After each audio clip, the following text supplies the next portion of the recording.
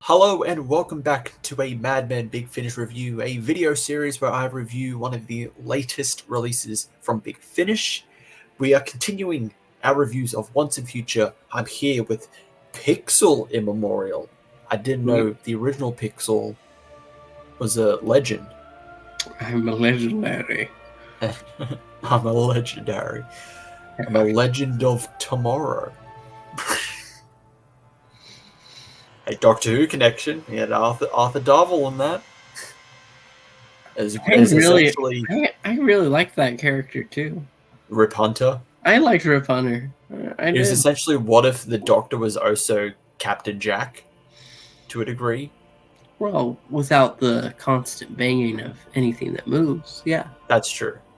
But he had a cool laser gun that looked like an old-fashioned revolver. That was really yes, that is true. That is true. I've looked for that gun all over, but I can't get it. You could just buy an old-fashioned revolver and just pretend it's a laser gun. But it doesn't have the cool lights. But anyway, Once and Future, we are now at our penultimate. Because if you haven't seen already, we've talked about this on the live stream. That the old Big Finish intern on the Big Finish formerly known as Twitter X page has said that the Union is the end of the Once and Future story, but there is still Coda, which is the 8th release. So this is technically the penultimate story to Once and Future. It is Time Lord Immemorial. Christopher Eccleston takes on the role as the degenerating Doctor, who is now degenerated again into a future incarnation, the 9th Doctor, but he meets someone else. He meets another Doctor, portrayed by the late, great David Warner, the Unbound Doctor, as well as we have our former companion, Liv Chenka, and an old friend / enemy in the Lumiat. So, what were your thoughts on Time Lord Immemorial? I hate sand. It's coarse and dry and gets everywhere. Just like the story. It's a mess. It's an utter cluster. Yeah. The thing is, it's a fun mess. Yeah, it's fun. I enjoyed this, but again, with Once and Future, this really has nothing to do with it. Nothing to do with anything. Like, even the Doctor. This was my concern with it, like finding out stuff about it, and then finding out that the Union is supposed to be the end. And we had the talk about the Union in Martian Invasion. I was worried this is going to be another a Genius for War or Genius of War, the 7th Doctor one, where it's like, wow, this is a really good story, but it had nothing to do with Once and Future. It was an entirely standalone story, and that's what I was worried about with Time Lord Immemorial, and that's what it was. It is a standalone story, but it's a mess, but it's a really fun mess because of the cast. Yeah, but that's just it's not enough for me this time. Like, it's not enough.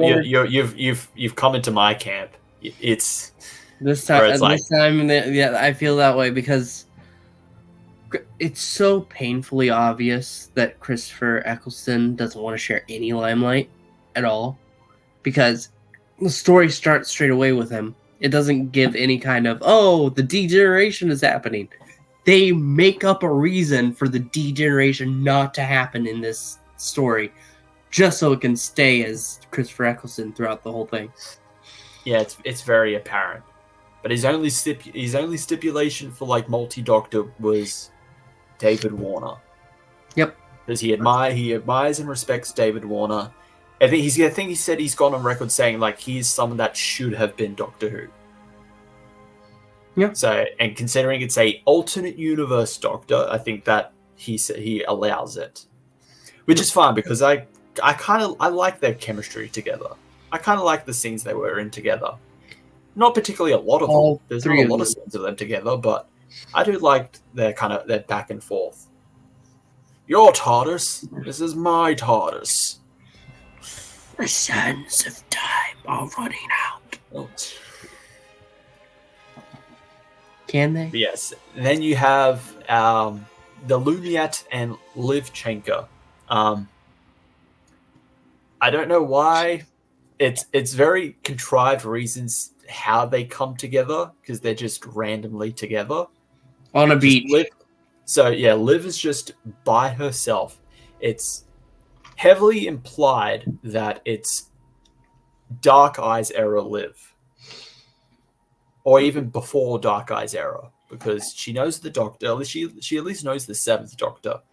So this could be Liv when she's either just after she's met sometime after she's met Seven, before she meets Eight, or this could be during Dark Eyes where she's traveling with Eight. It's just those two together. Because the Doctor says, say hi to Helen and Tanya for me, and she doesn't know who they are. So it's at least before Doom Coalition for Liv. But she's just on a beach relaxing, and then the Lumiat is also there. Just for reasons that aren't really explained, because the Lumiat, for those who don't know, is the Master. Good Master. A recap for people, in Big Finish's Missy series, Series 2, the first story, they introduced the Lumiat, who is Missy's next incarnation.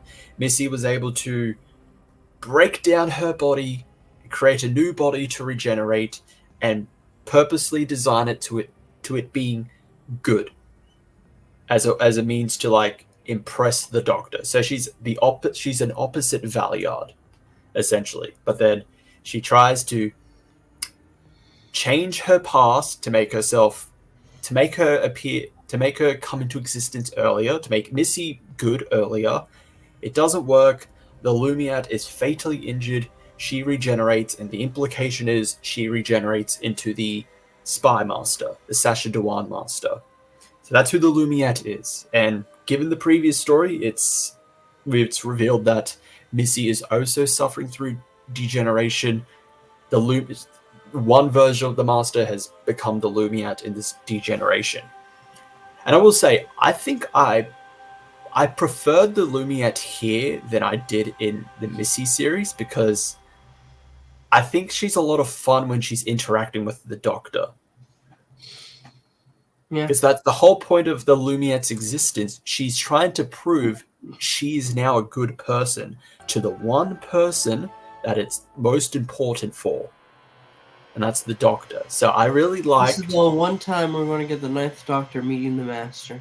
This will technically be the only time we've get the Ninth Doctor meeting the Master. And it's not even the proper Ninth Doctor, it's not even the proper Lumiat. But no, I really enjoyed their chemistry together. Like, yeah, the Lumiat really stands out here more than in her debut story in Missy. I did like her in Missy as well, but I think she's great here.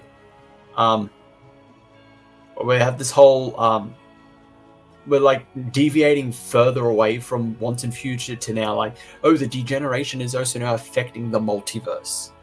Yeah. And it's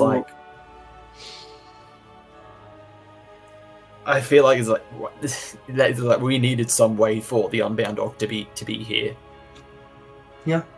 Basically. I mean, it's all for nothing. It's essentially it's all for nothing. It's a shame, because if like I say with a lot of these stories, if you get rid of the degeneration plot, if you get rid of just the whole premise of Once and Future, tweak it a bit, these could be like solid stories by themselves. This is written by the same person who did Two's Company. Two's Company was very good, very fun. Was it? Yes, Lisa McMullen. Ah. This time, I don't know. It's a mess. It's such a mess. It's almost unforgivable, because it's it was a chore to get through more than it was fun to get through. Like David Warner just, I mean, this is actually the first time I actually heard his Doctor. Not gonna lie. It's probably my third time because I listened to his first 2 Unbound stories. If you haven't already, listen. At least Masters of War is fine, but Sympathy for the Devil is good. But here he has a great voice for it, a great performance. It's just for nothing.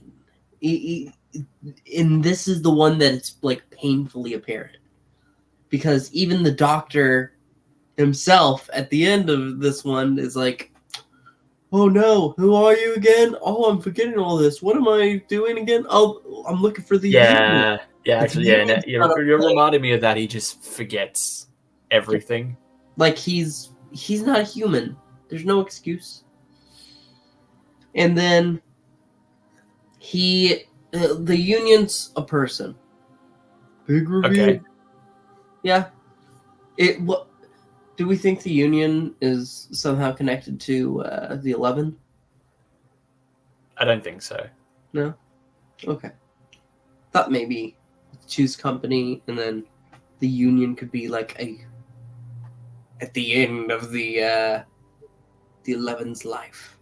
The 13. I feel like I don't think it'll be the case, but it's going to be like the Union was the Doctor the entire time, or some convoluted mess like that. The Union was the Doctor we made along the way. It's probably going to be something symbolic. And all its symbol for is that it's ass. Like, man, you really hate this story. Yeah, this one is just not. We've switched because I don't hate this. It is a mess. It has no reason to exist in Once and Future. I still had fun with it though, but it could be better. That's the problem. It could be better if it was not Once and Future. If you tweaked a lot of things, if just tweaked the existence of like certain characters being there.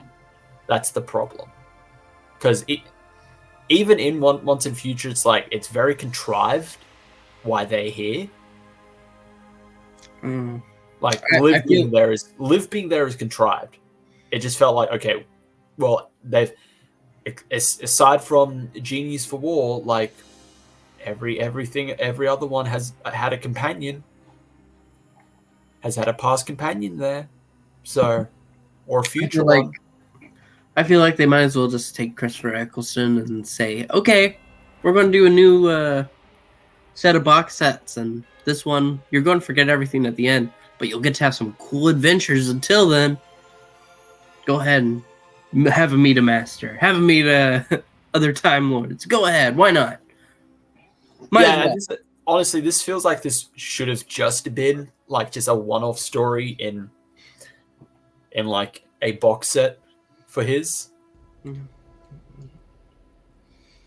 Utter mess. Utter complete mess. And it means nothing. And then the fact that this is, like I said, the penultimate story, like, it doesn't really feel like it. Genius for War was great as a story on its own. Had nothing to do with Once and Future. I was fine with that. Two's Company was a lot of fun and actually did have quite a relevant portion of the degeneration plot. And that's what made it so good. It had that as well as being this fun adventure with characters you didn't think would make a good story. What was the first one? First one was Past a good Lives. Opener. Past Lives was a good opener. Artist at the End of Time was a fun story as well. It's probably misplaced. Yeah. The Doctor having like a crisis of faith like this early on. Yeah. Like he's like, oh no, like I'm never gonna get this degeneration solved. It's like you've literally just been affected by it. Yeah. Just got shot. Yeah, so and then Doctors 1, 2, and 3, like 1 and 3 got a good portion in Two's Company and actually the Martian Invasion of Planetoid 50, which might be the best story. Honestly, yeah. But poor Michael Troughton. He I've been waiting for his moment to shine. I love the second Doctor. I love his second Doctor too. But because of Eccleston's conditions, which we're speculating, but come on. Look at the context. Look at every other story and then look at this one. Tell me what's different. 1, 2, 3. And this was one of the last ones taped. No excuse. It's not a good story. It's fun because you have characters there and they're good characters, but they're just thrown together for no reason at all. You have a concept like, oh, the Time Lord Immemorial, and it's supposed to be epic, but it feels fruitless. Absolutely nothing is gained in this story. And that's what pisses me off.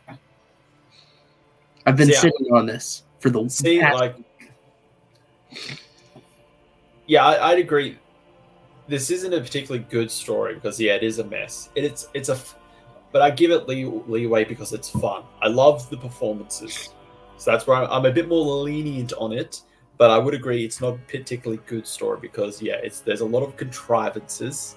It is messy, but I think it's fun. And maybe I'm just in what's the stages of grief? Am I just maybe just in acceptance now? That just this is really just not going anywhere. So I'll just accept it for what it is now. I'm probably in acceptance now. I was in denial, probably, I don't know, maybe third or fourth story. I'd say maybe fourth story. I think the Union has a chance of being really good. It really needs to strike it home. Yeah, I mean, it ain't. But will it though? Because then we still have Coda, which is the final act. It's not even worth thinking about. It's a year from now. We might be dead by then. There's no point. Jesus. He's so down today. It's a year! It's a full I know, year. I agree. It's so stupid that it's called Coda. It's the final act, but it's not the end, and they push it.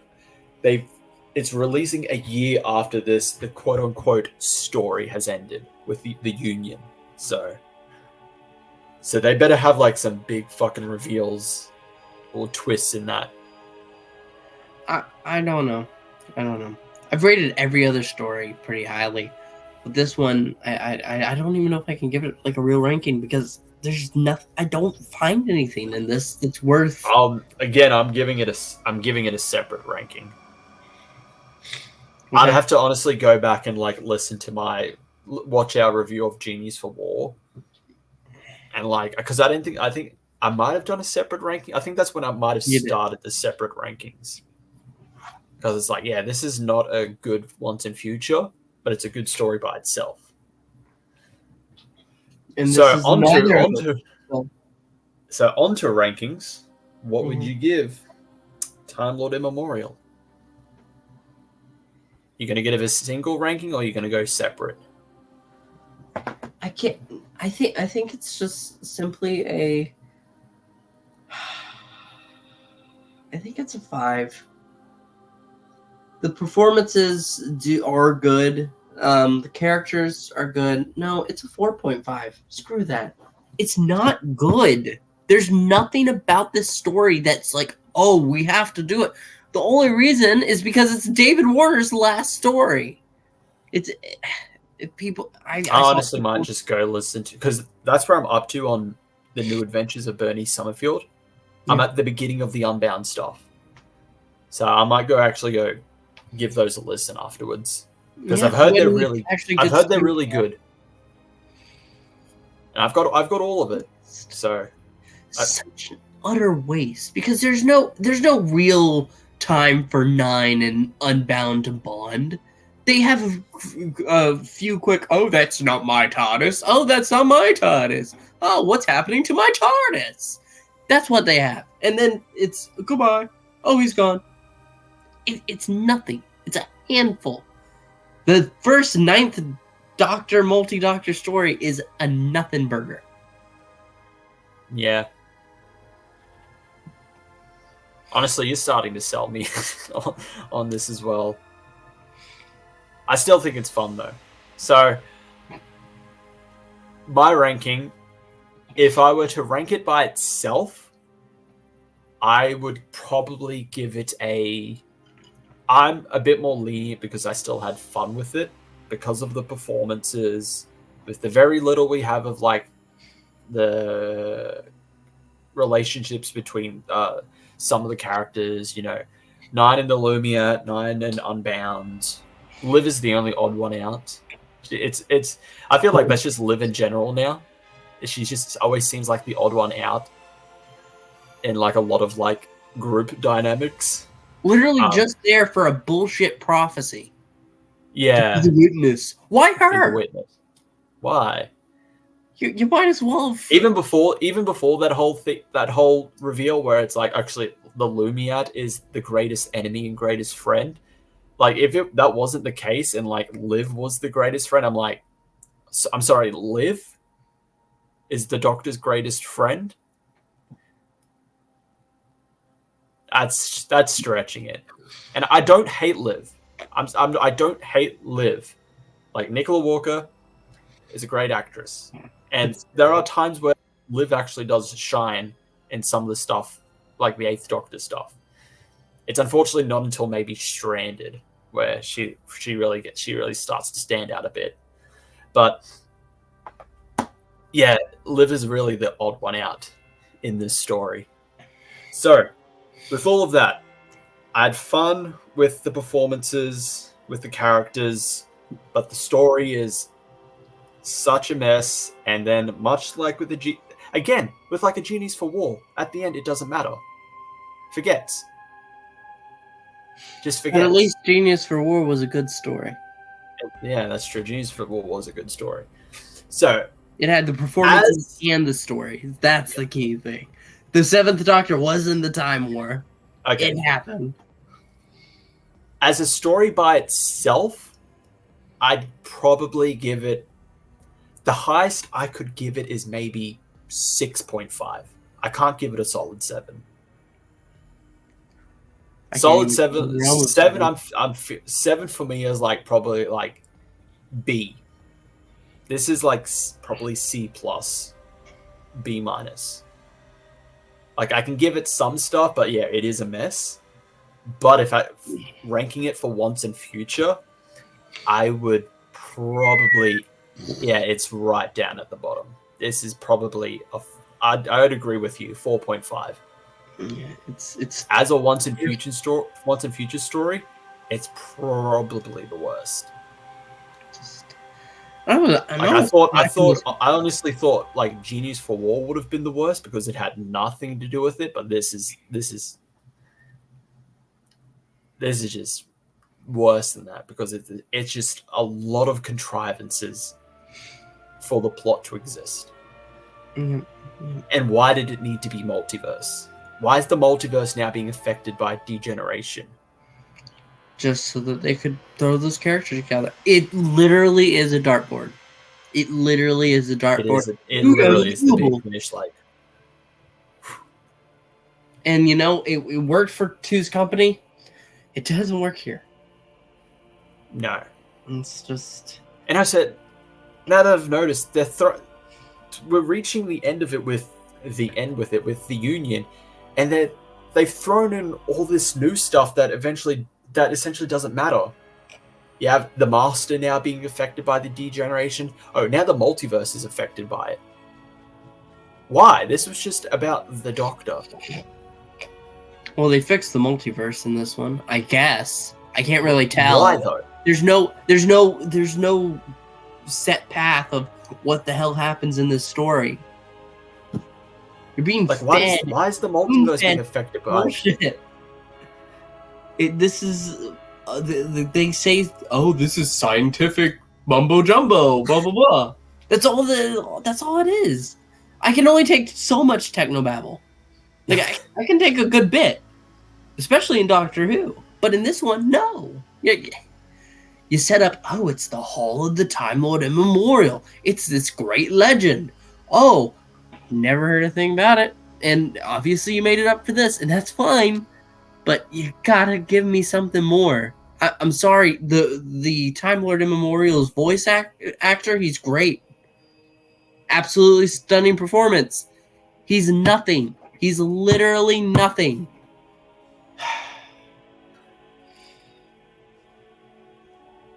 Yeah. Like you. You've become me. Now you know how I felt. I'm hoping you were so optimistic, Pixel. Well, I was so not so optimistic. And you're like, I could never be like Chris. Lo and behold. One of us. I liked Planetoid 50. And I can accept I could accept the loose strands leading us through to have a good time through all this until this story. Because this story is what pisses me off. It's that one step too far. The one bit that's like, no, I don't think I will. Hopefully the Union's even though I wouldn't like it, I can accept one deviation. You have two, and one of them's the penultimate story. So this is the story that is supposed to be leading everything up to the conclusion, and it doesn't. The conclusion better be 2 hours to explain everything. Otherwise, it's not going to be. No. Probably that's why there's an 8th chapter that's like next year. For what? Nobody's going to care in a year. That's the thing. For what? If the Union is supposed to be the end, what's the point of this final act? Although, to be fair, let's see. Let me go back to Time Lord Immemorial. Because Time Lord Immemorial was about 50 minutes long. Yep. Yeah, duration of the box set, 71 minutes. About 51 of those was the actual story. 20 minutes is the interviews. So... the interviews were the best part of this whole story. I almost didn't listen to the interviews because I was so pissed off. I listened to the interviews straight after. I liked them. That they were better than the story. Them sitting around in a room for 20 minutes, better than the entire story. Let's see. The Union is 80 minutes. That's what the box set says. So probably the story is going to be 60. I don't know how they are going to... If the Union is supposed to be the end of the story, how they could wrap all of that up in an hour. I really don't think they're going to stick the landing. Like, I don't know how they can do it in an hour. Unless it's going to be some very, like, again, contrived reason where it's like, oh, the solution now fixes everything. The Doctor's degeneration, the Master's as well. Or it undoes everything because nothing matters. No hints towards anything. Nobody can make a proper theory to this because there's not enough. I feel like what's the threat? The degeneration? The individual threats of the story? The only one who had a degeneration weapon was Missy. What? No, not just Missy. The monk? I thought the two. No, he had something that was a component of it, or the same material. Yes, that was used. Poisonous to Time Lords. Poisonous to Time Lords. What isn't poisonous to Time Lords? Yeah. But I feel like after is poisonous to me. Yeah. So the Union comes out on the 25th. 2 weeks. In 2 weeks. So I feel like we'll do a review of the Union, and then I feel like we should also do a video of not wrapping up, like our thoughts of Once and Future as a whole, because it's probably going to be very different to how we thought it was going to be when it first started. We were very excited. We were very excited, and now we're just both like, let's just get it over with. Yep. Pixel more than me, surprisingly now. And nothing else. I'm in acceptance. Pixel is in. No. Pixel's in. I don't know. What are the 5 stages of grief? Acceptance is the end, isn't it? Yes. You're in anger. You're on step 2. What's I was in denial. I was in denial and anger, maybe in Genius for War. And I think as it went along, I was kind of in bargaining. I don't know where I was depressed at. Like, who knows? Maybe it's just depressed throughout the entire thing. I'm just at acceptance. You're in anger. Pixel has reached step 2. I was on. You were on denial. You were on denial the entire time. Maybe I was. You were on denial until this story. Now you're into anger. Oh dear God! Why, Nick Briggs? Why would you do this to me? It took you 3 years to come up with this shit. Oh yeah, that's something we've definitely gonna have to touch on. This was 3 years in the making. 3 years. And this is the best that they could do, and no one thought, hey, nothing's connecting. No, they didn't. I guess they didn't care, but we'll see. Like, we talk about stuff we love all the time. We can't love it all. We got to be honest. Love everything. It's not for the love of stories.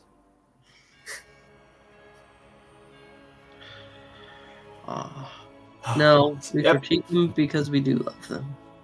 Yep. So 4.5 for Pixel, dual score of 6.5 and 4.5 for me. So that was our thoughts on Time Lord Immemorial. If you've listened to it as well, let us know your thoughts below in the comments. Remember to like, subscribe, hit the notification bell. Stay tuned for any future reviews, our live streams, all that jazz. And hopefully we get some satisfying conclusion to the union. Stop it. You're in anger, not denial. No, I'm not in denial. I'm saying no. Oh. But that is it for this review. Thank you everyone for watching. See you all in the next one. Alonzi Geronimo. Fantastic. No, nothing fantastic.